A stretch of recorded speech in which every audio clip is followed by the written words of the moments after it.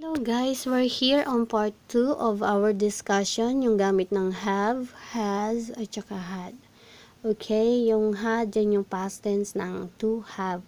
Pag may sasabihin ka na nagkaroon ka ng isang bagay na ganito, last week, yesterday, o kahapon, last week, last month, last year, ibig sabihin tapos na. Ngayon, wala ka na.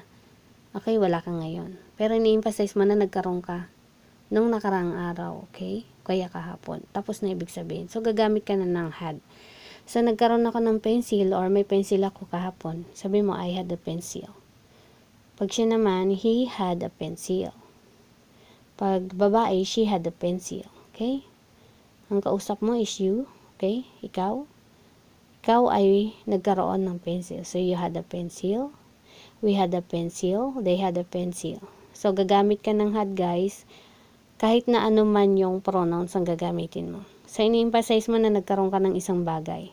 So, pwede mo rin sabihin na meeting or practice. So, I had a practice yesterday. He had a practice yesterday. She had a practice yesterday. You had a practice yesterday. We had a practice yesterday. They had a practice yesterday. So, ganun lang yung guys. Okay? Ini-emphasize mo na nagkaroon ka kahapon. So, tapos na ibig sabihin. Kaya had nang gagamitin. So, sa negative naman, didn't plus have. So, ano man ang pronouns ang gagamitin mo, guys. Pare-pares lang na ang susunod is didn't have. Ang ibig sabihin ng didn't is did not. Yan yung construction niya, which is didn't. Okay? So, gagamit tayo ng didn't have.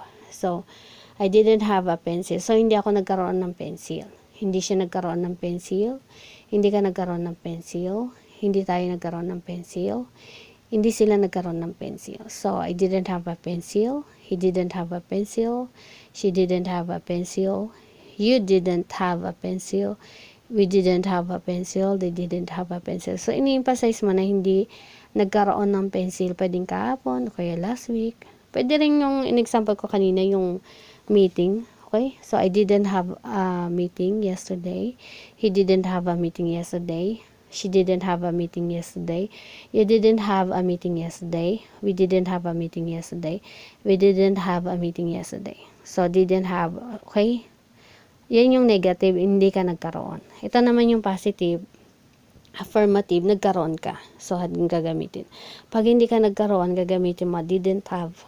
Okay? Alin man sa pronouns. Okay? So, pag nagtanong naman, guys, ito na. Did I have a pencil? Okay, nagkaroon ba ako ng pencil? Did she have a pencil? Pag lalaki naman, did he have a pencil? Nagkaroon ba siya ng pencil? Did you have a pencil? Okay, nagkaroon ka ba ng pencil? Did we have a pencil? Nagkaroon ba tayo ng pencil? Did they have a pencil? Nagkaroon ba tayo ng pencil? Ay, nagkaroon ba sila ng pencil? So guys, ito, pag nagtanong ka, did muna. Okay? Did. Kahit na anong subject, did muna. Lahat sila, did. Susunod na yung pronouns, okay? Subject pronouns. Susunod na yung have. Okay? Guys, bakit hindi had? Okay. Doon no, had kasi. Tapos dito, did. Tapos have. Kasi guys, automatic na pag sinabing did, ibig sabihin, automatic na ang tinatanong mo is tapos na. So, pag gagamit ka pa ng had dito, madodouble ano na siya, past tense. Okay? So, yun lang ang pagkakaintindi ko, guys. Did, automatic na siya nang tinatanong mo, tapos na. Okay? So, hindi siya madodouble dapat dito. So, habang gagamitin. Okay, guys? Intindihan nyo? So, tungkol naman sa meeting, yung example ko kanina. So, did I have a meeting yesterday? Okay? Nagkaroon ba ako ng meeting yesterday? Nagkaroon ba siya ng meeting yesterday? Did she or he have a meeting yesterday? Nagkaroon ka ba ng meeting yesterday? So, they have a meeting yesterday. Nagkaroon ba tayo ng meeting yesterday? So, did we have a meeting yesterday? Nagkaroon ba sila ng meeting yesterday? Okay. Did they have a meeting yesterday? Guys, pag sinabing yesterday kahapon, okay? Did they have a meeting yesterday? Nagkaroon ba sila ng meeting yesterday? So, yun guys. Ang gamit ng had, okay?